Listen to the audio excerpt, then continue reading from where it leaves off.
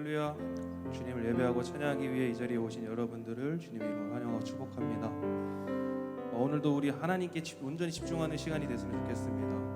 우리의 개인적인 생각들, 고민, 걱정들 다 내려놓고 하나님 앞에 진심으로 예배드리는 그런 귀한 시간이 됐으면 좋겠습니다. 다 같이 찬양으로 예배 시작하겠습니다.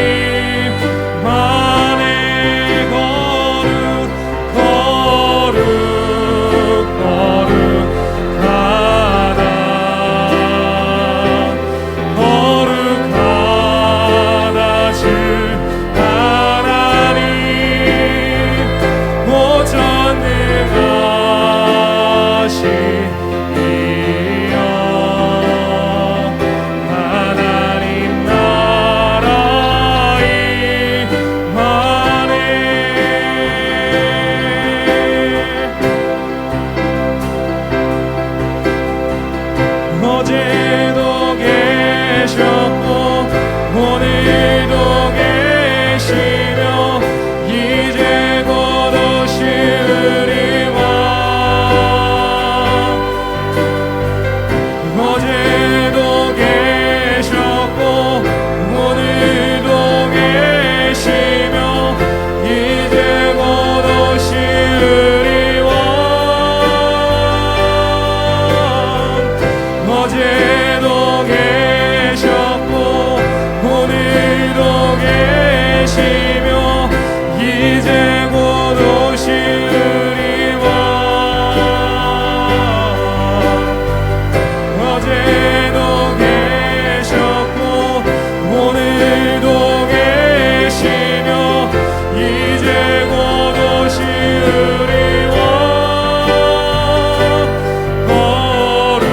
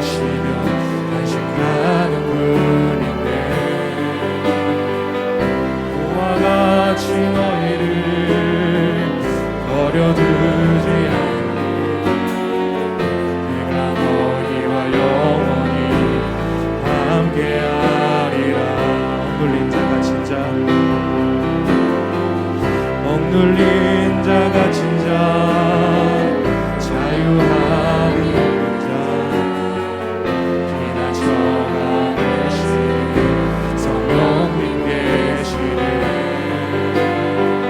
주의 영이 계신 곳에 참 자유가 있다네 진리의 영이신 성령이 오셨네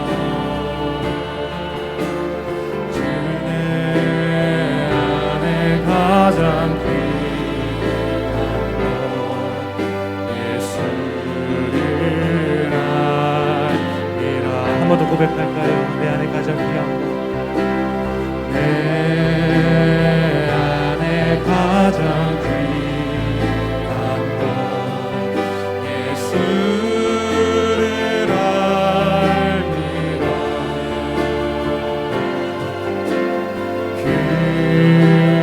금은보다 더 귀한 것 예수를 알미라. 세상 지식보다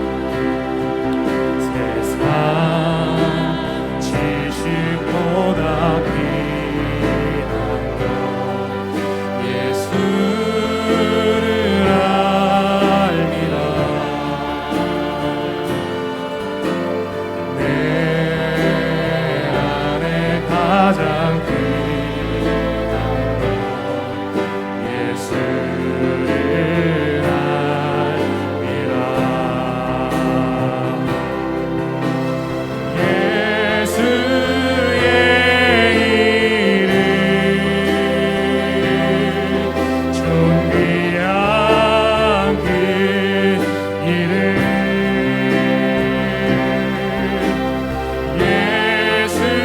예수의 이름 능력의 그 이름 예수의 이름 예수의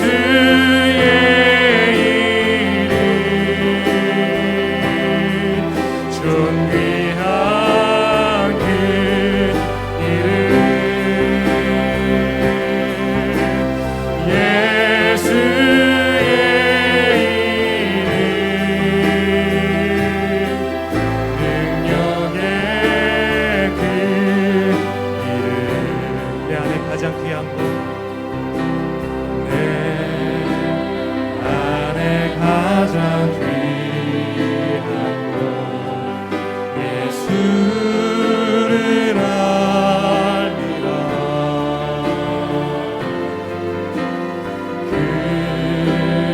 금은보다 더 귀한 것 예수를 알미라. 세상 지식보다 귀한 것 예수를 알미라. 내 안에 가장 귀한 것 예수를 알미라.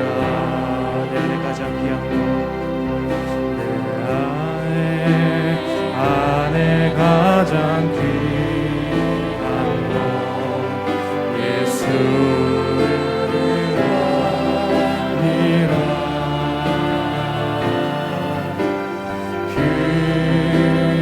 금은보다 더 귀한 것 예수를 알미라.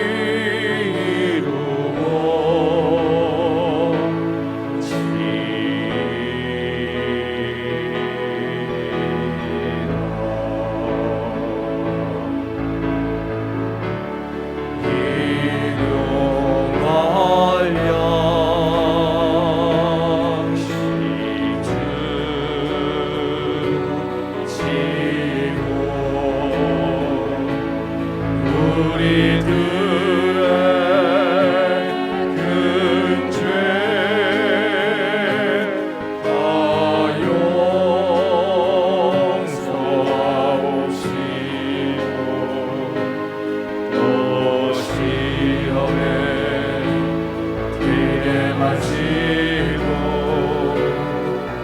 악에서 구원하소서. 때에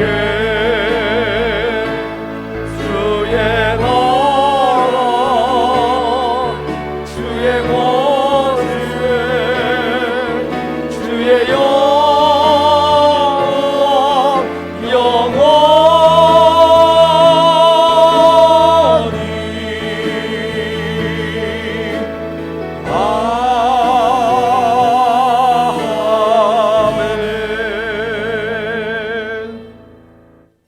기도하겠습니다. 하나님 감사합니다. 8월의 첫날, 오늘 첫 번째 예배를 주님 앞에 드리게 하심에 감사를 드립니다. 비록 우리가 이전하려 했던 성전이 준비되지 못하여 영상으로 또 비대면으로 예배할 수밖에 없는 상황이기에 하나님, 우리가 좀 안타까운 마음을 가지고 이 시간에 주님 앞에 예배하지만, 그러나 어느 곳에 있든지 무엇을 하든 우리가 예배하는 것이 신령과 진정으로 예배하라 하였기에 어떤 장소적 의미보다 우리의 마음을 다해서 또 뜻을 다해서 우리 주님을 예배합니다. 이 시간 우리와 함께 하시고 또 예배 가운데서 하나님의 임재를 경험하게 하시고 또 오늘 우리에게 주시는 하나님의 음성을 듣게 하사 우리가 하나님의 말씀대로 온전히 순종하며 또 살아갈 수 있는 우리 모두가 될 수 있도록 주님 축복하여 주옵소서. 이 예배를 주님께 드리오니 주여 홀로 영광 받아 주옵소서. 예수님의 이름으로 기도합니다. 아멘. 우리 찬송가 550장입니다. 함께 찬송하겠습니다.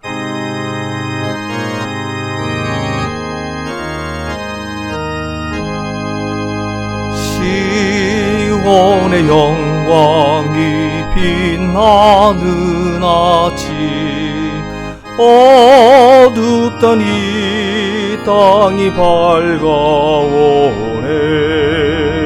슬픔과 애통이 기쁨이 되리. 시온의 영광이 비춰오네. 시온의 영광이 빛나는 아침, 매였던 종들이 돌아오네. 오래전 선지자 꿈꾸던 복을 만민이 다 같이 누리겠네. 포하라 광야에 화초가 피고 말랐던 시냇물 흘러오네. 이 산과 저 산이 마주쳐 울려 주의 순종을 찬송하네. 땅들아 바다야 많은 섬들아 찬양을 주님께 드리어라. 싸움과 죄악이 가득한 땅에 찬송이 하늘에 사무치네.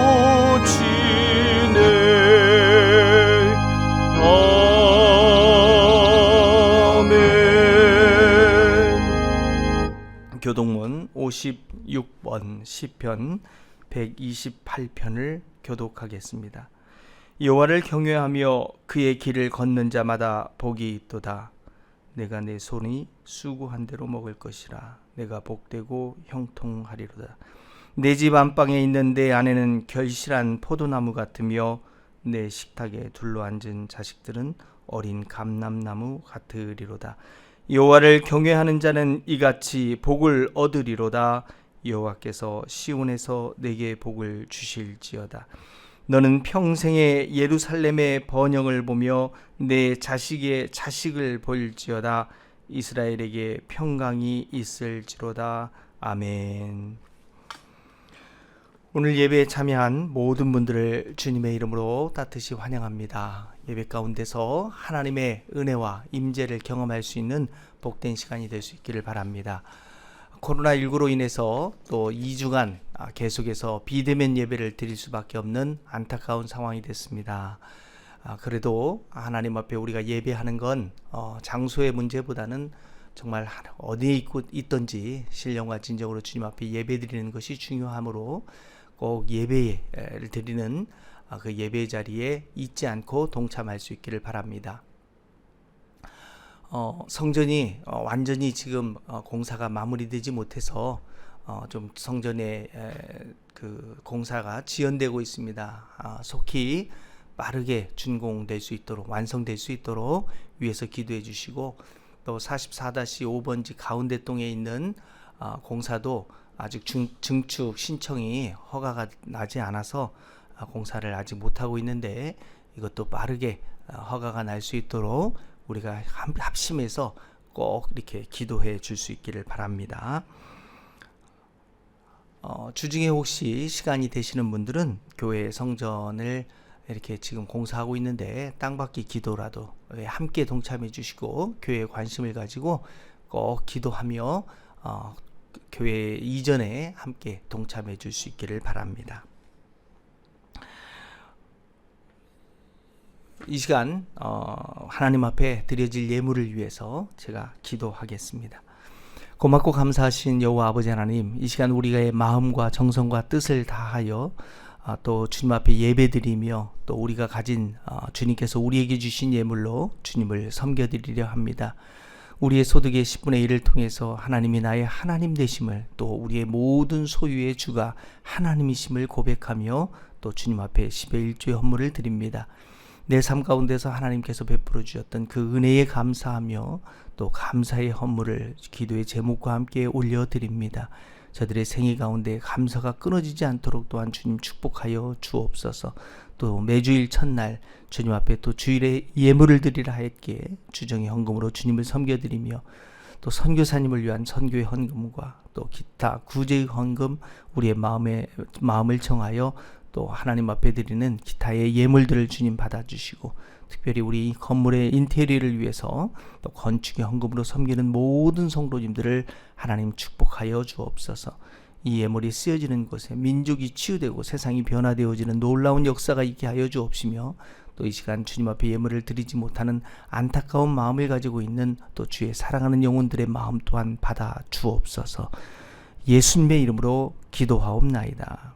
우리 찬송가 341장 함께 찬송하시면서 준비하신 예물 주께 드리겠습니다.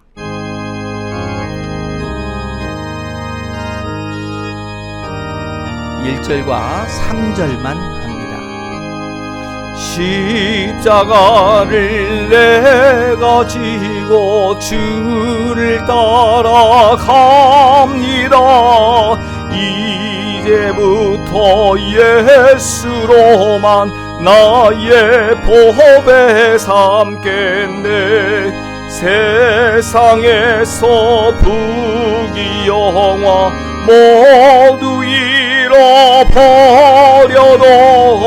주의 평안 내가 받고 영생 복을 받겠네. 3절입니다. 내가 핍박 당할 때에 주의 품에 안기고 세상 거쳐 당할수록 많은 위로 받겠네. 주가 주신 기쁨 외에 기뻐할 건 무엇냐. 주가 나를 사랑하니 기뻐할 것뿐일세. 모든 것이 주께로부터 왔으니 제물을 주께 드리나이다.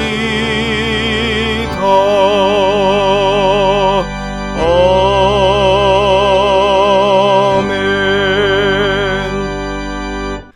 하나님의 말씀을 제가 봉독하겠습니다. 창세기 9장 20절부터 27절까지의 말씀입니다. 노아가 농사를 시작하여 포도나무를 심었더니 포도주를 마시고 취하여 그 장막 안에서 벌거벗은지라.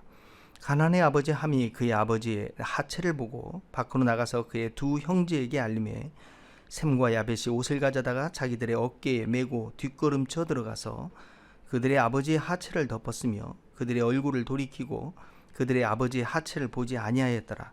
노아가 술이 깨어서 그의 작은 아들이 자기에게 행한 일을 알고 이에 이르되 가나안은 저주를 받아 그의 형제들의 종의 종이 되기를 원하노라 하고 또 이르되 셈의 하나님 여호와를 찬송하리로다.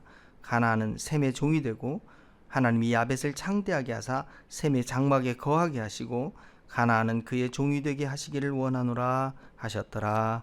아멘. 이 시간 우리 교회 공동기도 제목으로 함께 기도하겠습니다. 모든 일을 형통케 하시는 우리 하나님께 감사하며 살아갈 수 있게끔 해달라고 위해서 기도해 주시고 예배를 통해 하나님의 임재를 경험하고 하나님께 영광을 올려드리게 해달라고 또 인테리어 공사가 빨리 마무리될 수 있도록 또 이에 필요한 재정이 채워질 수 있게 위해서 또 이쪽 건물 전에 사용하던 건물의 원복을 위해서도 기도해 주시고 다음 세대를 세우는 우리 교회의 위대한 사역이 우리 모두 헌신할 수 있도록 위해서 합심하여 함께 기도하겠습니다.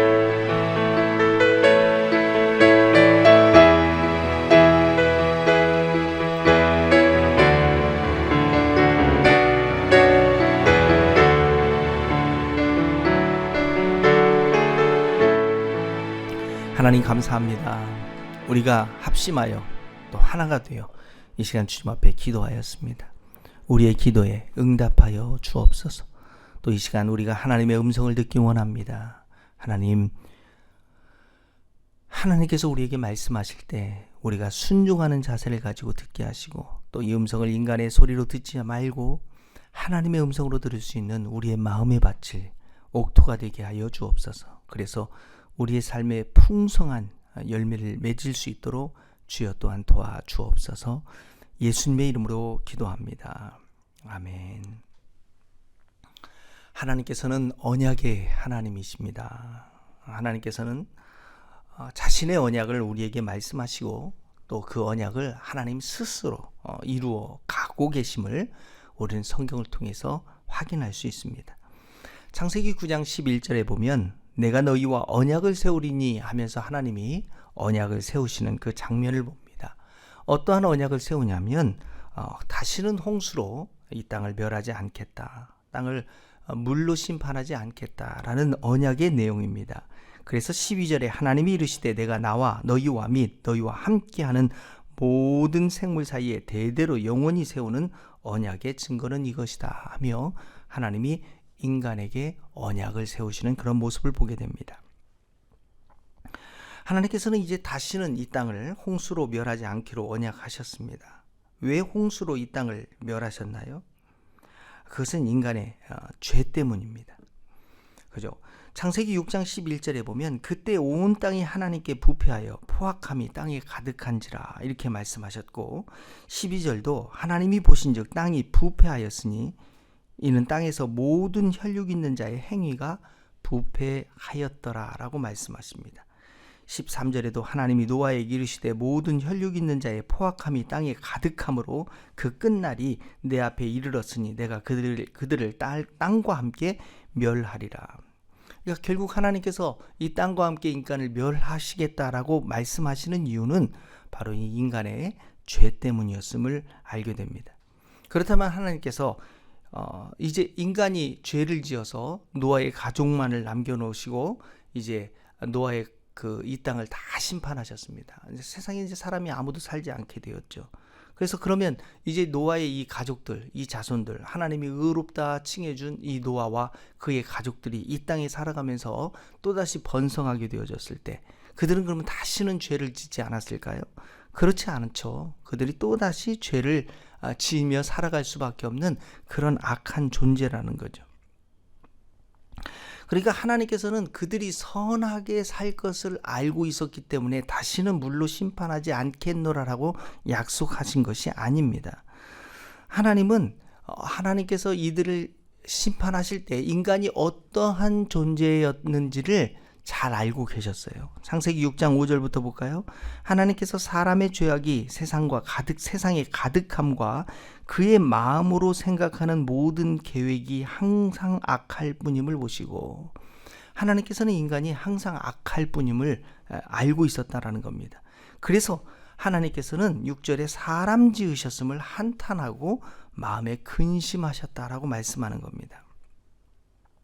창세기 8장 21절에 보면 여호와께서 그 향기를 받으시고 그 중심에 이르시되 내가 다시는 사람으로 말미암아 땅을 저주하지 아니하리니, 하나님께서 땅을 사람으로 말미암아 저주하지 않는 이유가 사람이 선하게 살기 때문에 저주하지 않는 것이 아니라 이는 사람의 마음이 계획하는 바가 어려서부터 악하기 때문에 다시는 멸하지 않겠다는 겁니다. 참 아이러니하지 않습니까?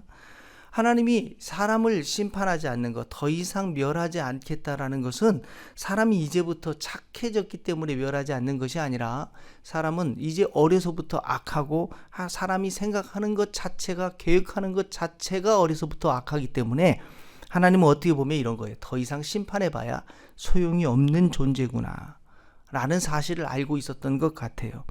그러니까 하나님은 인간에 대해서 이들을 멸해버리고 심판해버린다고 해서 인간이 그런 그 심판에 대한 두려움을 주고 심판에 대해서 이렇게 공포심을 갖게 한다고 해서 인간이 선해지는 것이 아니라는 걸 하나님은 알고 계셨습니다.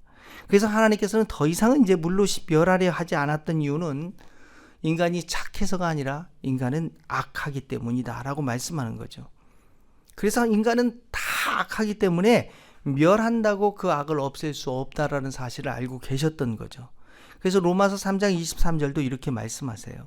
모든 사람이 죄를 범하였음에 하나님의 영광에 이르지 못하고, 그리고 3장 10절에도 기록된 바 의인은 없나니 하나도 없고 깨닫는 자도 없고 하나님을 찾는 자도 없고 다 치우쳐 함께 무익하게 되고 선을 행하는 자가 없나니 하나도 없다라고 말씀하십니다. 인간이 그러한 존재였다는 거예요. 인간은 악한 존재예요. 그런데 우리는 이 악한 존재에 대해서 무엇을 기대하고 계십니까? 하나님도 포기해버린, 더 이상 멸해봐야 소용이 없다라고 생각하고 계시는 이런 인간에 대해서 우리는 무엇을 기대하고 계신가요? 그런 인간에 대해서 실망하고 계셔요? 그런 인간 때문에 불평하고 계셔요? 그런 인간 때문에 좌절하고 절망하고 계십니까? 다 부질없는 짓임을 우리는 성경을 통해서 아셔야 돼요. 왜 인간이 그렇다면 그렇게 악하게 되어졌을까요? 왜 어려서부터 계획하는 바가 다 악하고 선한 자가 하나도 없고 하나님을 찾는 자도 없고 깨닫는 자도 없는 그런 인간이 되어버리고 말았을까요? 그 인간이 그렇게 된 이유가 창세기 6장 3절에 나타납니다. 여호와께서 이르시되 나의 영이 영원히 사람과 함께 하지 아니하리니 이는 그들이 육신이 됨이라.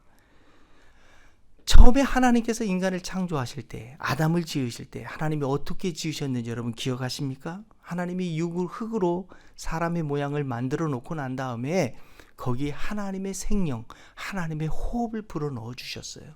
그러니까 인간은 육적인 존재가 아니라 하나님의 성령을 부여받은, 하나님의 영을 부여받은 하나님의 호흡이 담겨져 있는 그런 존재였던 거죠. 근데 그러한 존재가 어떻게 되어버렸어요? 하나님의 영이 없어져 버리고 하나님의 호흡을 잃어버리고 오직 육만 남은 존재라는 겁니다. 그러니까 인간이 육이 되어져 버렸기 때문에 인간이 생각하는 것이 악해진 거예요. 인간이 영적인 것을 잃어버렸기 때문에 인간이 하는 모든 것은 악해질 수밖에 없었다라는 겁니다. 그래서 하나님께서도 그 육을 심판해봐야 의미 없다는 사실을 알고 계셨던 거죠. 그래서 하나님의 심판의 계획은 제가 볼 때는 그런 것 같아요. 육을 심판하는 것이 아니라 하나님의 심판은 영을 심판하겠다는 거죠. 마지막 날에 하나님이 심판하는 것은 지옥불에서 고통을 당하는 것은 육이 아니라 영이 되어진다는 사실을 우리는 기억해야 돼요.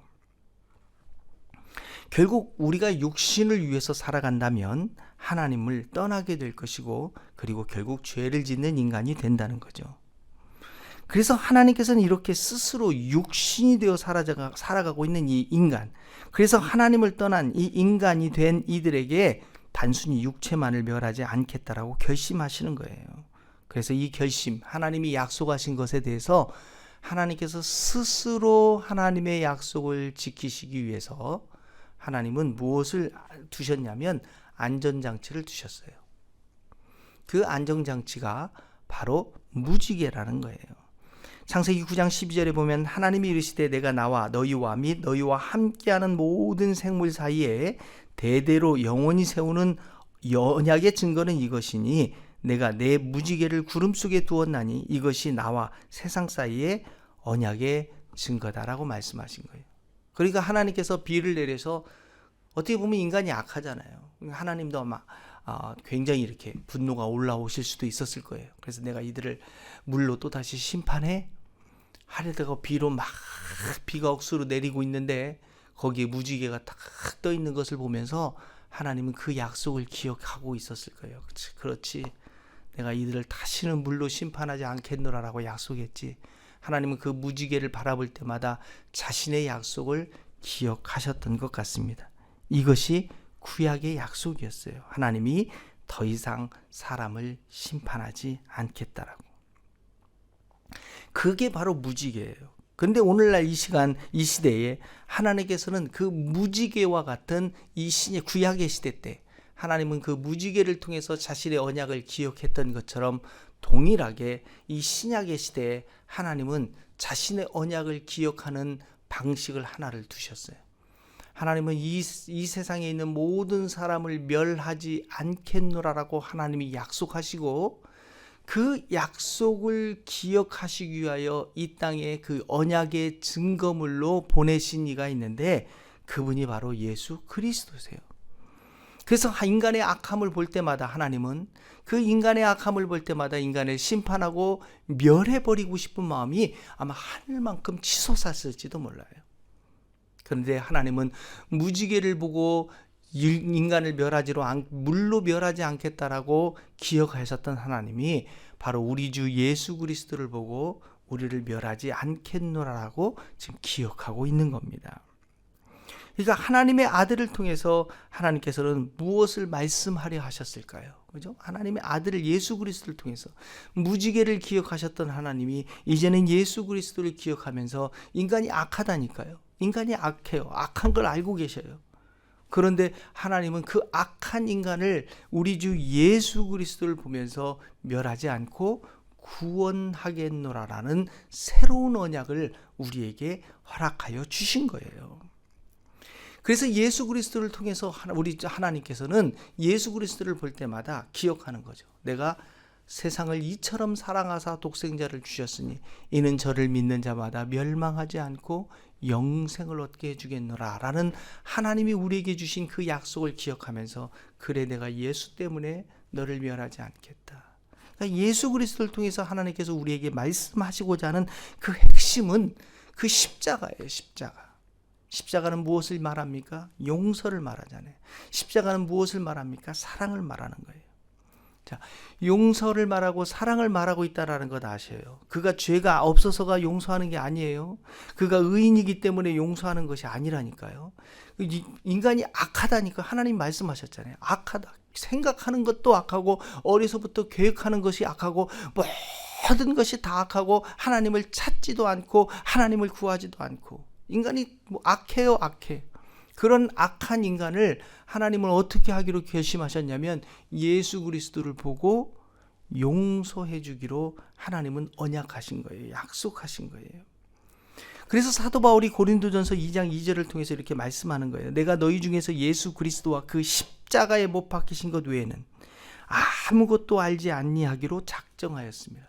그 위대한 철학자 사도 바울이 우리에게 말하는 건 그 많은 지식을 갖고 있는 사도 바울이 우리에게 말하는 건 나는 오직 예수 그리스도와 그 십자가만을 증거한다라고 말씀하는 거예요. 그러니까 복음의 핵심이 뭐예요? 성경이 우리에게 말씀하시고자 했던 핵심이 뭐예요? 하나님께서 우리에게 말씀하시고자 하는 핵심이 뭐예요? 우리가 자꾸 예언을 들으려고 하는 그 핵심이 뭐예요? 그것은 십자가를 들어야 돼요. 십자가가 바로 하나님이 우리에게 말씀하시고자 하는 핵심이에요. 그게 용서요, 사랑이에요. 창세기 9장 18절부터 보겠습니다. 방주에서 나온 노아의 아들들은 셈과 함과 야벳이며 함은 가나안의 아버지라. 노아의 이 세 아들로부터 사람들이 온 땅에 퍼지니라. 노아가 농사를 시작하여 포도나무를 심었더니 포도주를 마시고 취하여 그 장막 안에서 벌거벗은지라.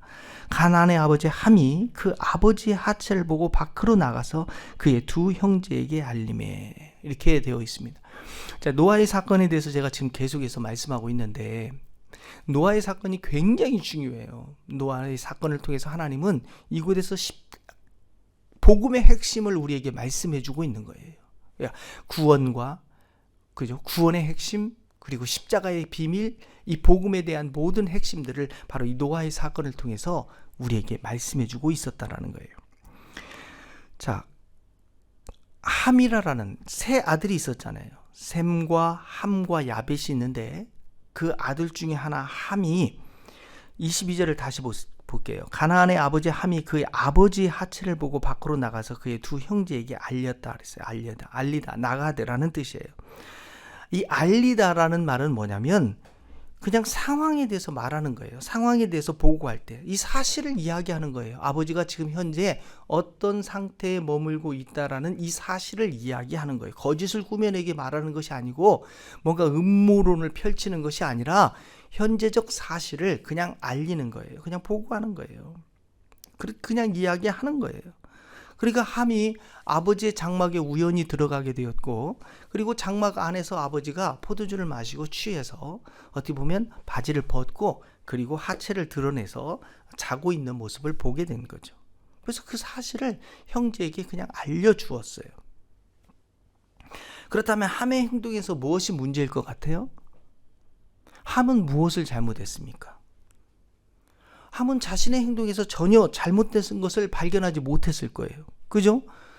아니, 당연히 술 먹고 술 취해서 바지 벗고 자고 있는 아버지가 문제지 어찌 그 사실을 이야기한 사람이 문제이겠어요. 그런데 보세요. 저주는 누가 받아요? 함이 받는 거예요. 아버지가 받은 게 아니에요. 잘못은 아버지가 했는데 저주는 함이 받은 거잖아요. 보세요. 창세기 9장 24절을 보세요. 노아가 술이 깨어서 그의 작은 아들이 자기에게 행한 일을 알고 이에 이르되 가나안은 저주를 받아 그의 형제의 종들의 종이 되기를 원하노라. 아버지가 잘못했는데 자식이 지금 저주를 받는 거예요. 정말 황당한 상황이 지금 벌어지고 있는 거잖아요. 나중에 가나안 정복 전쟁에 들어갈 때 이 가나안 원주민들이 바로 그 땅에 살고 있어요. 그래서 그 형제들의 정복을 당하게 되어지잖아요. 함의 입장에서 볼 때는 억울하기 그지없어요. 왜 함이 저주를 받아야 돼요? 함이 뭘 잘못했는데? 아니, 아버지가 하체를 드러내고 자고 있는 행동에 대해서 사실을 말했는데. 그리고 한번 생각해 보세요. 그분 아버지가 그렇게 하는 것이 잘한 행동이에요? 그것을 형들에게 이야기를 했는데 이게 무엇이 문제냐? 술에 취해서 벌거벗고 자고 있는 사람이 문제예요? 아니면 그것을 말한 사람이 문제예요? 자, 이 문제를 해결하기 위해서 우리는 다음과 같은 질문을 해볼 필요가 있습니다. 자, 술에 취해서 벌거벗고 자고 있는 행동이 잘못된 행동이라고 판단하게 된 근거가 무엇일까요? 내가 지금 아버지의 모습이 잘했다, 잘못됐다 라고 판단한 근거의 기준이 뭐냐라는 거예요. 함은 분명히 이렇게 생각했을 거예요. 그것을 형제들에게 알렸다라는 것은 뭐예요? 아버지의 행동이 잘못됐다는 거잖아요. 그러면 아버지의 행동이 잘못됐다라고 판단하는 판단의 근거가 어디에 있냐는 거죠. 벌거벗은 것이 잘못됐다. 이 근거가 어디에 있냐는 거죠. 그러면 벌거벗은 것이 수치로 느끼게 된 것이 언제 시점인지 여러분 잘 아시죠? 아담과 하와가 에덴 동산에서 하나님의 언약을 지키지 않고 선악을 알게 하는 나무의 실과를 먹은 다음에 어떤 일이 일어났어요? 그때부터 벌거벗은 것이 수치로 느끼기 시작했다는 거예요. 자, 그때 벌거벗은 것이 수치로 느껴지면서 그들이 한 행동에 대해서 창세기 3장 10절에 이렇게 말해요. 내가 동산에서 하나님의 소리를 듣고 내가 벗었음으로 두려워하여 숨었나이다. 자, 벗었음이 두려움으로 하기 시작한 것은 벗었기 때문에 두려운 것이 아니라, 벗었기 때문에 수치심을 느꼈던 것이 아니라, 무엇 때문에 그랬어요? 하나님의 명령을 순종하지 않았기 때문에, 하나님께 죄를 범했기 때문에. 그러니까 벗은 행동이 수치가 되고 두려움으로 느꼈던 것은 벗었기 때문이 아니라 죄 때문이라니까요. 인류가 만일 죄를 짓지 않았다고 생각해 보세요. 아담이 그죠? 선과 악을 알게 하는 나무를 먹지 않았다고 생각해 봅시다. 자, 그러면 벌거벗은 것이 지금도 문제가 됐을까요? 문제가 되지 않을 수도 있잖아요. 그죠? 벗은 것이 죄로 느껴지고 수치로 느껴지고 두려움으로 느껴진 것은 죄를 지은 당사자들 아담과 하와에 의해서라는 거죠. 자, 그렇다면 같은 원리로 이 문제를 생각해 봅시다. 노아가 하체를 드러내고 술에 취해서 자고 있었어요. 그런데 자고 있는 아빠의 장막으로 함이 괜히 들어가. 왜 아빠의 장막이 들어가요? 자, 들어가더니 자고 있는 아버지의 모습을 보고 아버지의 행동이 잘못되어졌다. 수치다. 그죠? 부끄러움이다. 라고 느꼈어요. 그래서 그런 행동을 형제들에게 이야기했어요. 자, 그렇다면 이제 생각해 봅시다. 그러한 행동이 잘못되었다고 판단한 것은 아버지가 잘못되었기 때문인가요? 아니면 함 자신이 아버지가 잘못되었다고 생각하고 판단했기 때문일까요? 함이 아버지가 잘못됐다고 판단한 거잖아요. 그죠? 그것은 죄가 아니라 내가 죄라고 판단하고 있었던 거예요. 이게 굉장히 주는 의미가 굉장히 중요한 겁니다. 자, 로마서 2장 1절부터 볼게요. 그러므로 남을 판단하는 사람아, 누구를 막론하고 내가 핑계하지 못할 것은 남을 판단하는 것으로 내가 너를 정죄함이니 판단하는 내가 같은 일을 행함이라. 자, 우리가 남을 판단할 때 우리는 어떻게 된다라고 성경은 말씀하냐면 하나님에 의해서 우리가 정죄를 당한다라고 말씀하는 거예요. 우리 스스로가 남을 판단하고 있을 때 나는 그것에 의해서 내가 정죄를 당한다는 거예요. 왜? 나도 그 일을 행하기 때문이에요. 그걸 죄다라고 얘기할 때 나도 그런 행동을 한다라는 거예요. 그래서 나도 내가 먼저 죄인이 된다라는 거죠. 그래서 2절에 이런 일을 행하는 자에게 하나님의 심판이 진리대로 되는 줄 우리가 아노라. 어떤 일을 행하는 자에게? 남을 판단하는 자, 남에게 정죄하는 자, 이런 사람들에게는 하나님의 심판이 그 진리대로 된다라는 겁니다. 왜? 2장 3절 보세요. 이런 일을 행하는 자를 판단하고도 같은 일을 행하는 사람아, 내가 하나님의 심판을 피할 줄로 생각하느냐? 자, 남의 도둑질하면 나쁘잖아요. 거짓말하면 안 좋죠. 그런데 저 사람 거짓말한다고 비난한단 말입니다. 그런데 그 거짓말함으로 너는 스스로 정죄를 받을 거라는 거예요. 왜? 우리가 살면서 거짓말 안 하는 경우가 어디 있어요? 그죠? 우리도 바로 죄인이 된다라는 거예요. 그러니까 판단하지 말라는 거예요. 4절 혹 내가 하나님의 인자하심이 너를 인도하여 회개하심을 알지 못하며 그의 인자하심과 용납하심과 길이 참으심이 풍성함을 멸시하느냐. 이 말은 뭐냐면 하나님께서 네가 죄인이라고 생각하는 그 사람에 대해서 하나님은 지금 오래 참고 있는 거고, 하나님은 그 사람에게 회개할 수 있는 기회를 주고 있는 거고, 하나님께서 그 사람을 궁극적으로 열매 맺게 할 수 있도록 인도해 줄 거라는 거예요. 근데 하나님이 해줄 건데 왜 네가 판단하는 거냐라고 말씀하는 거예요. 문제는 누구에게 있냐면 그 사람이 아니라 너 자신, 정죄하고 있는 너의 자신에게 있다는 겁니다. 왜 정죄하느냐? 2장 5절에 내 고집 때문에 그러는 거예요. 회개하지 아니하는 마음을 따라 진노의 날 곧 하나님의 의로우신 심판이 나타나는 그날에 이 말 진노를 내게 쌓는도다. 그러니까 결국은 뭐냐면 우리 자신의 고집, 우리 자신의 어떤 잘못된 생각, 회개하지 않는 이 마음, 이것 때문에 남을 정죄하고 있다라고 말씀하는 거예요. 자, 하나님께서는 각 사람에게 행한 대로 보응해 준다고 그랬어요. 로마서 2장 7절을 보세요. 행한 대로 하나님은 갚으신다는 거예요. 참고 선을 행하는 사람들에게는 영광과 존귀와 썩지 아니함을 구하는 자에게 영생으로 하시고, 8절 오직 당을 지어 진리를 따르지 아니하고 불의를 따르는 자에게는 진노와 분노로 하신다라고 말씀하셨어요. 그래서 2장 9절에 악을 행하는 각 사람의 영에는 환난과 공고가 있을 것이고, 그리고 2장 10절에 선을 행하는 각 사람에게는 영광과 존귀와 평강이 있을 것이다 라고 말씀하셨어요. 자, 왜 나에게 그러면 환난과 공고가 있어요? 왜 내게 평안이 없어요? 그것은 내가 악을 행하고 있기 때문에 그래요. 여기서 지금까지 말하고 있었던 그 악이라는 건 뭐예요? 남을 판단하며 살고 있었기 때문이다 라는 겁니다. 자, 그렇다면 노아가 술 먹고 술 취해서 자고 있는 이 모습이 문제가 되어져서 문제라고 생각을 해서 그것을 판단해서 그것을 말했던 이 함이 이 문제를 해결하기 위해서는 어떻게 해야 돼요? 아버지 장막에 안 들어갔으면 돼요. 그죠? 그리고 혹시 아버지 장막에 들어가서 보았다 하더라도 어떻게 하면 돼요? 덮어버리면 되는 거예요. 덮어버리면. 그러니까 왜 오늘날 우리의 삶 가운데서 문제가 생기냐면 덮지 않아서 그래요. 그 죄를 덮지 않아서 그래요. 자, 그런 행동을 한 사람이 누구예요? 셈과 야벳이잖아요. 자, 창세기 9장 23절을 보세요. 셈과 야벳이 옷을 가져다가 자기들의 어깨에 메고 뒷걸음질 쳐 들어가서 그들의 아버지의 하체를 덮음에 그들이 그 얼굴을 돌이키고 그들의 아버지의 하체를 보지 아니하였더라. 자, 어떻게 했어요? 하체를 덮었잖아요. 철저하게 덮고 있는 모습을 보게 되어집니다. 자, 무엇이 죄예요? 무엇이 죄냐면 남을 판단하는 게 죄예요. 그러니까 그 사람이 잘못됐다라고 판단하는 것이 죄예요. 그러니까 우리는 생각하기를 그 사람이 잘못하고 있는 사람이 죄인이다라고 생각하는데 아니라니까. 인간은 다 악하다라고 제가 전제를 했잖아요. 인간은 악해요. 모든 사람들이 행하는 모든 행동은 다 악한 행동을 할 거예요. 하나님을 찾지도 아니하는 사람들이, 하나님이 없는 사람들이 어찌 선한 행동을 할 수 있어요? 그러니까 모든 사람들은 숨쉬는 것도 악해요. 왜 숨쉬냐면 내가 살기 위해서 숨쉬잖아요. 하나님의 영광을 위하여 숨쉬지 아니하면 숨쉬는 것조차도 악하다니까요. 내가 하나님의 영광을 위해서 살고 있지 않다면 내가 지금 말하는 것도 다 악한 거예요. 그런데 악한 인간이 누구에 대해서 악하다라고 얘기하겠어요? 결국 누가 악한 사람이냐, 누가 더 죄인이냐, 그 악한 인간에 대해서 악하다라고 말하는 사람이 더 악하다라고 성경이 말씀하는 거예요. 그래서 우리가 남을 판단하고 있을 때 우리는 스스로 정죄를 당하는 거예요. 우리가 남을 악하다라고 얘기하고 있을 때 내가 죄인이 되어지는 거라니까요. 성경은 우리의 죄에 대해서 두 가지 죄를 얘기해요. 원죄와 자범죄에 대해서 얘기하죠. 그러니까 성경은 어떤 죄가 진짜 죄냐? 원죄가 죄라고 하잖아요.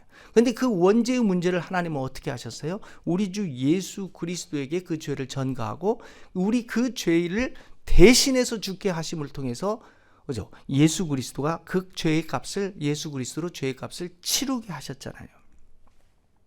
그래서 원죄의 문제는 사함 받았어요. 이제는 우리가 말하고 있는 죄다라고 얘기하는 모든 죄는 원죄가 아니고 우리가 말하는 죄다라고 얘기하는 건 다 자범죄들이에요. 그러니까 우리가 생각하는 죄는 다 여기에 속한 거예요. 그러니까 이 죄들은 뭐냐면 내가 죄라라고 생각할 수도 있고 죄라라고 생각하지 않을 수도 있는 것들이 많아요. 자, 도둑이 나의 물건을 훔치면 도둑이 되잖아요. 근데 한번 보세요. 장발장에 나온 그 신부의 이야기 기억하시죠? 장발장이 그 성당에 가서, 감옥에서부터 나와서 성당에 가서 따뜻하게 배불리 먹고서 그 다음날 아침에 거기 있는 금그릇들을, 접시들을, 그 그릇을 가지고 훔쳤잖아요. 물건을 훔쳤어요. 그래서 이제 잡혀가지고 돌아왔는데, 그런데 그 신부가 장발장에게 뭐라고 얘기해요? 내가 이것을 주었어야 하는데 이것도 못 줬다고 하면서 접시까지도 챙겨주잖아요. 그러면 장발장이 남의 물건을 훔쳐서 도둑놈이라고 우리는 생각하고 있을지 모르지만 적어도 그 신부에게만큼은 장발장은 도둑이 되지 않는다니까요. 누구에게 그 장발장은 도둑이 되냐면 정죄하는 자만 도둑놈이 되는 거예요. 자, 모든 것은 나의 것이 아니에요. 모든 것은 하나님의 것이에요. 그러면 나의 것을 가져간 것이 아니라 하나님의 것을 가져갔잖아요. 이해가 안 되면 군대는 도둑놈이 존재하지 않아요. 왜? 모든 물건은 다 국가의 거기 때문에. 그러니까 단지 위치 이동과 분실은 있어요. 잃어버린 것은 있지만, 그죠? 국가의 것을 잃어버린 것에 대한 책임을 져야 하지만 그건 남의 물건을 훔친 것에 대한 도둑은 존재하지 않아요. 그러니까 내가 만일 너 도둑이야 라고 정죄한다면 그것은 정죄하고 판단하는 사람이 잘못된 거죠. 하나님의 것이었잖아요. 하나님의 것을 위치 이동한 거잖아요. 나에게서 다른 사람에게. 그러니까 그 개념으로 생각한다면 도둑놈은 존재하지 않을 수 있는 거죠. 자, 좀 더 크게 가볼까요? 우리 손양원 목사님 기억하시죠? 자, 아들을 죽인 살인범, 그죠? 자기 아들을 죽인 살인범에 대해서 다른 사람들은 살인자라고 얘기할 수 있을지 모르지만 적어도 손양원 목사님에 대해서는 그 아들을 죽인 살인자는 살인범이 되지 않았어요. 그는 자기의 아들이 됐어요. 양아들. 입양했잖아요. 그러니까 사회적으로 물론 처벌을 받죠. 감옥을 갔다 오는 처벌을 받지만 우리의 마음속에서 그가 사회적으로 뭐 도덕적으로 윤리적으로 진 죄에 대해서 그가 응당한 대가를 지불을 받을 수 있지만 결국 손양원 목사님의 마음에서는 그는 더 이상 죄인이 아니었다니까요. 용서하고 그를 자신의 아들로 받아들였잖아요. 그러니까 결국 누가 죄인이냐면 내 마음속에 죄인이라고 정죄하고 있는 자가 죄인으로 남아있을 뿐이라는 거예요. 자, 빌레몬서를 보면 오네시모가 나와요. 그는 빌레몬의 종이었어요. 그리고 그 오네시모라는 그 종이 주인인 빌레몬을 어떻게 보면 떠났잖아요. 도망갔잖아요. 그러면 종이 주인의 집을 도망갔다라는 의미는 어떤 의미를 갖고 있어요? 아마 굉장히 심각한 죄를 졌다는 거죠. 그죠? 그래서 그 심각한 죄를 피하기 위해서 도망간 거잖아요. 그게 죽을 죄일 수도 있어요. 노예라라는 것 자체가 그 당시에 생명이 보장이 되지 않았잖아요. 그러니까 죽을 수도 있는 죄를 지었기 때문에 지금 주인에게서 몰래 도망간 거지. 그렇지 않고 가벼운 죄였다면 뭐 그렇게 도망이라도 갔겠어요. 근데 멀리 도망갔는데 참 이게 뭐라고 할까요? 이게 운명의 장난이라고 할까요? 사도 바울을 만나게 된 거잖아요. 그래서 사도 바울을 만나서 예수 그리스도를 믿고 회개하게 되어져서 예수님을 믿고 회개해서 거듭나게 됐는데 우연히 이 사도 바울이 이야기를 너 어디서 왔니? 어떤 사람이니? 이렇게 물어봤을 거 아니에요. 근데 공교롭게도 자기가 정말 사랑하는 제자 빌레몬의 종이었다는 사실을 알게 되잖아요. 그래서 사도 바울이 친서 편지를 하나 써줍니다. 그래서 이 편지를 들고 너 오네시모야 빌레몬 네 주인에게로 다시 돌아가라. 그가 너를 잘 영접해 줄 것이다. 라고 자기가 도망왔던 그 주인에게 돌려보내는 거잖아요. 그리고 오네시모도 참 순진하죠. 사도 바울 말을 믿고 죽을지도 모르는 자기 운명을 그 편지 하나를 들고 지금 빌레몬에게로 돌아가는 겁니다. 자, 자신에게 이렇게 어떻게 보면 나쁜 일을 저지른 거예요. 죽음까지도 생각할 수 있는 그런 큰 잘못을 저지르고 도망간 노예. 이 노예가 다시 돌아왔을 때 여러분 같았으면 어떻게 할 것 같아요? 근데 그 손 안에는 일단 사도 바울의 편지가 담겨져 있었어요. 근데 물론 열도 받았을지 안 받았을지 잘 모르겠지만 어쨌든 이 빌레몬은 오네시모가 손에 들려져 있는 사도 바울의 편지를 읽기 시작하는 겁니다. 근데 그 편지의 내용에 정말 당황스러운 내용이 나오는 거예요. 빌레몬서 1장 16절에 보면 이후로는 종과 같이 대하지 아니하고 종 이상으로 곧 사랑받는 형제로 둘 자라. 내게 특별히 그러하거든 하물며 육신과 주 안에서 상관된 내 계랴. 그러므로 내가 나를 동역자로 알진대 그를 영접하기를 내게 하게 하듯 하고 그가 만일 내게 불의를 하였거나 내게 빚진 것이 있으면 그것을 내 앞으로 계산하라. 정말 당황스러운 글을 쓰는 거예요. 여러분, 제가 여러분에게 이런 편지를 써서 누구 좀 용서해 주세요. 그 사람 좀 잘 도와주세요. 라고 했을 때 얼마나 이 편지대로 살 사람이 있을 것 같아요. 그런데 지금 이 빌레몬은 도망간 자기 종에 대하여 사도 바울의 편지를 들고서 지금 이것에 대해서 아마 고민하고 갈등할 선택의 지금 상황이 놓여 있다니까요. 종으로 대하지 않고 종 이상으로 그것도 사랑받는 형제로 대하라는 거예요. 이 가능한 내용이에요. 여러분 어떻게 할 것 같아요? 지금 이 오네시모는 빌레몬에게 어떤 존재가 됐어요? 도망가 버렸잖아요. 그죠? 더 이상 쓸모없는 존재. 즉 자기에게서 해를 끼친 아주 사악한 존재잖아요. 빌레몬서 1장 11절도 이렇게 말씀하고 있어요. 그가 전에는 내게 무익하였거니와 아주 쓸모없는 무익한 존재였다라고 이야기하는 거예요. 아무런 도움이 되지 않아요. 오히려 문제만 일으켰던 이런 존재, 이 오네시모. 그죠? 그가 저지른 죄로 죽어 마땅한 그런 존재였다니까요. 그런 무익한 존재인 오네시모가 이제 내게 유익한 존재가 되었기 때문에 그를 사랑으로 용서하며 형제처럼, 아니 오히려 사도 바울이 자신을 대해주는 것처럼 대해달라고 지금 이야기하는 거예요. 그러면서 사도 바울은 빌레몬서 1장 21절에 이렇게 써요. 나는 내가 순종할 것을 확신함으로 내게 썼으니. 누구의 말에 대해 순종해달라는 거예요? 사도 바울의 말이잖아요. 오늘날 자기에게 복음을 전하고 있는 그런 메신저들에게, 목회자들에게 정말 이렇게 빌레몬처럼 순종하며 따를 사람들이 과연 얼마나 있을까요? 여러분은 이 편지를 읽었을 때 어떻게 할 것 같아요? 제가 여러분에게 이렇게 부탁했을 때 여러분은 어떻게 했을 것 같아요? 친하니까 들어주고 친하지 않으니까 들어주지 않나요?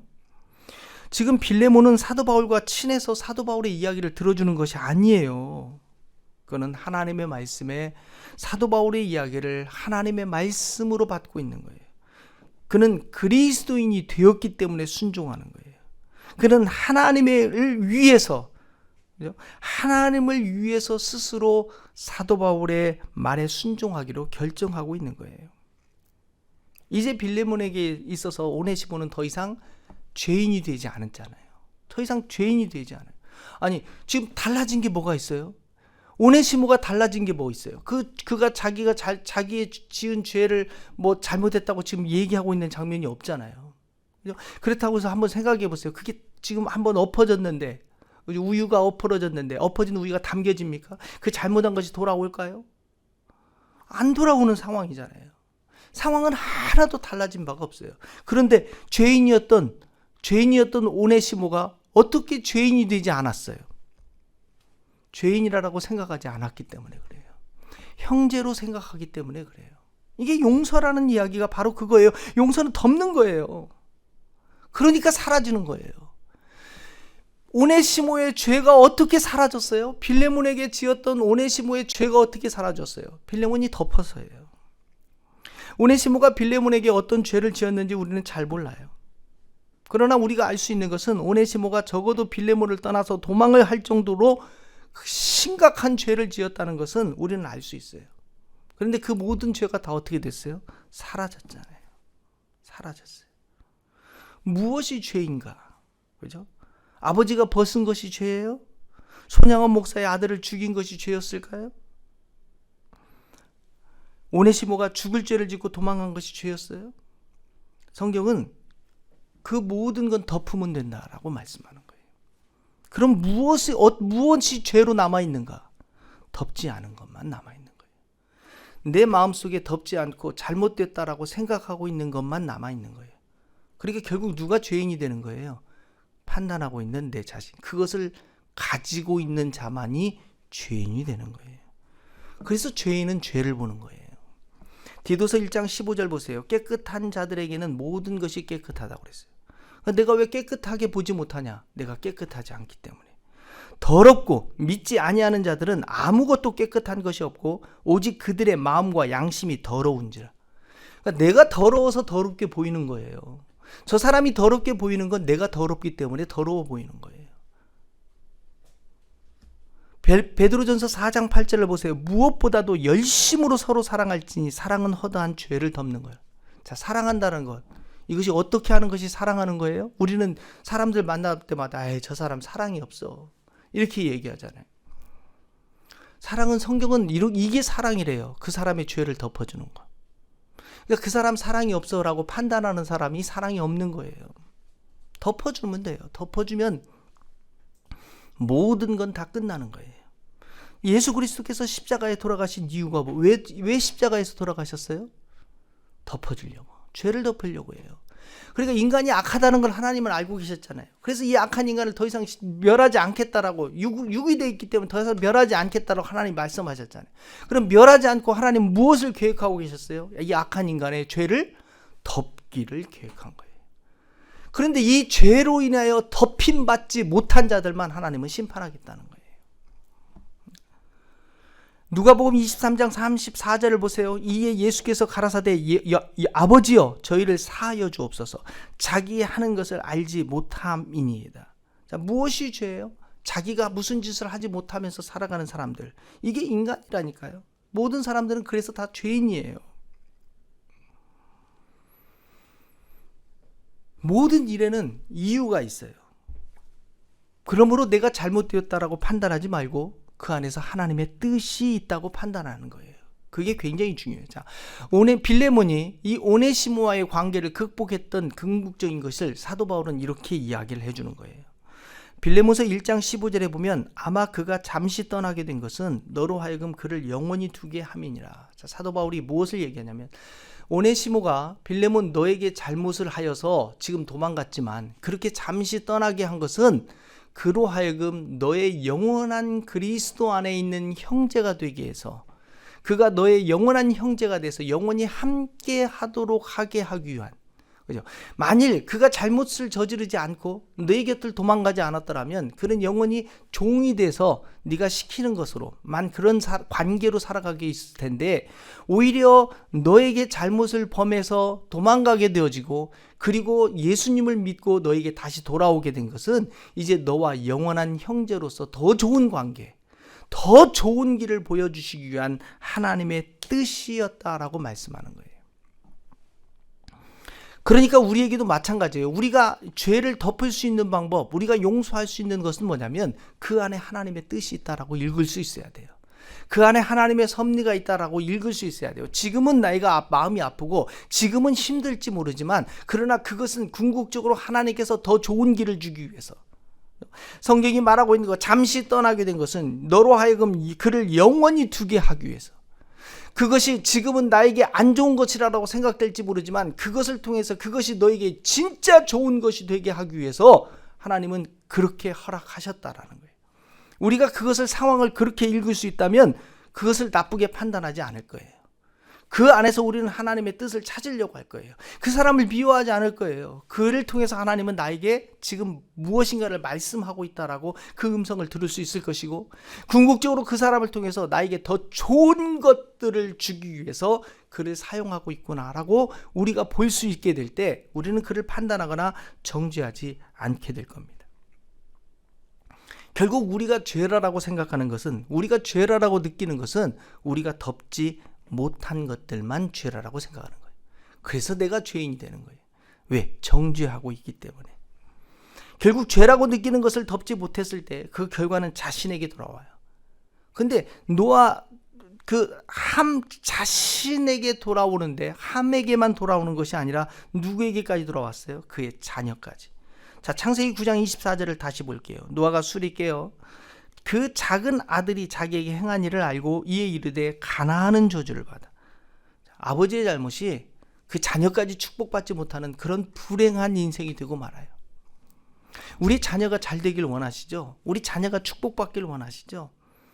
공부 하나 잘 시킨다고 자녀가 잘 되는 게 아니라니까요. 그렇게 한다고 뭐 그 축복받는 게 아니에요. 내가 잘해야 돼요. 내가 하나님 앞에 잘하면 하나님은 우리의 자녀를 축복해 준다니까요. 성경이 여기서 이렇게 말씀하고 있잖아요. 우리 자녀가 잘 되기 위해서 우리가 무엇을 해야 돼요? 말씀대로 순종하며 사는 삶이 되어져야 돼요. 왜 나에게는 축복이 없을까요? 왜 나의 삶에는 평안이 없을까요? 왜 나에게는 그런 삶이 있을까요? 그 이유는 간단해요. 남을 판단하며 정죄하며 살아가고 있기 때문에 그래요. 문제는 그 사람이 아니었어요. 문제는 내 자신이었어요. 알리다라는 말은 단순히 사실을 이야기하는 거예요. 성경은 단순히 말하는 그것조차 말하지 말라고 말씀하는 거예요. 왜? 남을 판단하는 것으로 내가 너를 정죄하고 있다는 거예요. 내가 지금 남을 판단하고 있다면, 내가 지금 남을 얘기하고 있다면 그것은 남을 정죄하고 있는 거예요. 이제 우리는 새로운 성전과 함께 새로운 시대를 열어가게 될 거예요. 이곳에서 우리는 하나님의 축복을 받는 일만이 남아 있을 것입니다. 성경은 이렇게 말씀하세요. 마태복음 9장 17절에 새 포도주를 낡은 가죽 부대에 넣지 아니하나니 그렇게 하면 부대가 터져 포도주도 쏟아지고 부대도 버리게 됨이라. 새 포도주는 새 부대에 넣어야 둘이 다 보존되느니라. 우리 스스로가 새롭게 되지 못하면, 우리 스스로가 새 포도주가 되지 못하면 우리는 다 버려지고 말 겁니다. 이제 모든 이의 허물과 죄를 덮어주세요. 새 성전의 시대를 시작할 수 있도록, 새롭게 우리의 인생을 시작할 수 있도록 새 부대가 될 수 있기를 바랍니다. 그래서 이제는 남에 대해서 이야기하지 말고 판단하지도 말고 사실을 이야기하지 마세요. 그냥 덮으세요. 새 시대 새롭게 맞이하는 우리의 인생 속에서 모든 것을 덮으며 하나님의 축복이, 하나님의 은혜가, 하나님의 영광이 가득한 우리 동탄지구촌 가족이 될 수 있기를 주님의 이름으로 축원합니다. 함께 기도하기 원합니다. 지금까지 우리가 살아오면서 얼마나 힘들고 그 사람 때문에 상처받고 그 사람 때문에 마음 아파했습니까? 그런데 성경은 그 사람 때문이 아니다라고 분명히 말씀하세요. 그 문제는 그 사람 때문이 아니라 네가 덮지 못해서예요. 내가 용서하지 못해서 그러고 내가 그것을 자꾸 이야기하고 있기 때문에 힘들다라고 말씀하는 거예요. 이제 새 부대가 되십시오. 새 성장과 함께 새롭게 인생을 시작하시기 바랍니다. 덮으세요. 용서해보세요. 사랑해보세요. 그 안에서 하나님의 뜻을, 하나님의 음성을 들어보세요. 그것을 통해서 하나님은 나에게 무엇을 말씀하시고 싶었던 그 핵심을 그곳에서 찾아보세요. 그러면 우리는 하나님이 우리에게 무엇을 원하시는지를 깨닫게 될 것입니다. 이 시간에 우리 결단하며 함께 다시 기도합니다. 주님 감사합니다.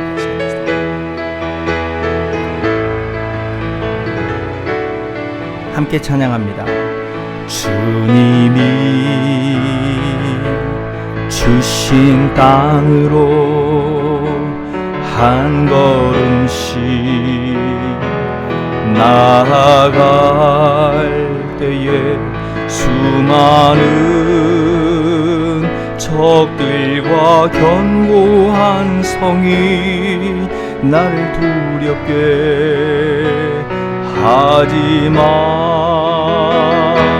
주님을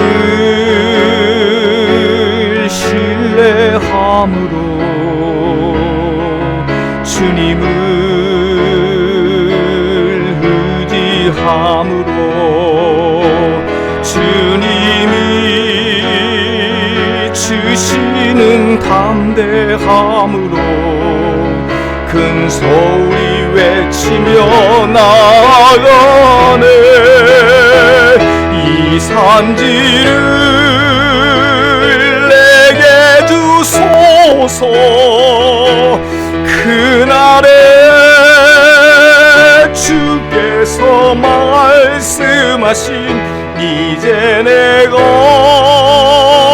주님의 이름으로 그 땅을 취하리니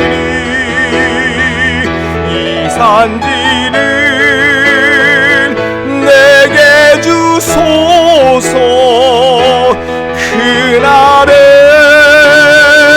주께서 말씀하신 이제 내가 주님의 이름으로 그 땅을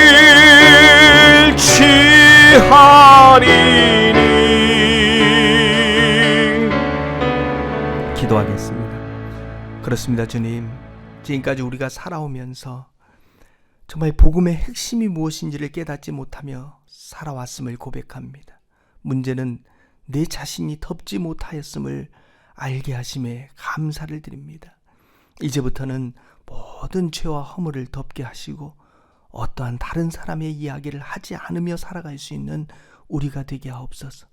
모든 입에서 나오는 모든 말들이 축복의 이야기만이 전파되게 하옵소서. 지금은 우리 주 예수 그리스도의 은혜와 아버지 하나님의 크신 사랑하심과 성령님의 역사 교통 충만케 하심이 오늘 이 예배에 참여한 주의 사랑하는 모든 영혼들 위해 지금부터 영원까지 함께 하옵기를 축원하옵나이다. 아멘.